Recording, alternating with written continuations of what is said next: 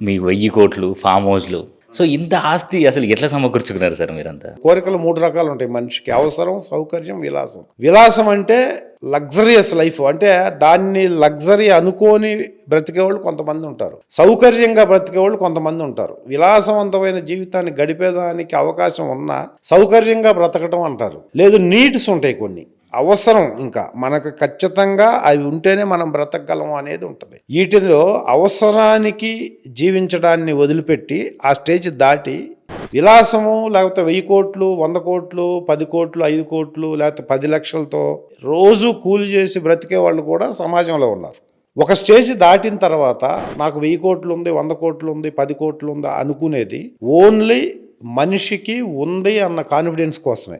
ఒక స్టేజ్ దాటిన తర్వాత ఏ ప్రాపర్టీస్ని మనిషి అడాప్ట్ చేసుకొని అనుభవించలేడు. డబ్బు ఒక స్టేజ్ వరకు ఉంటే మనల్ని కాపాడుతుంది. స్టేజ్ మించిపోతే డబ్బును మనం కాపాడాలి. ఆ డబ్బును మనం కాపాడే స్టేజ్కి మనకు వస్తే సొసైటీలో మనం చాలా అదృష్టవంతులం.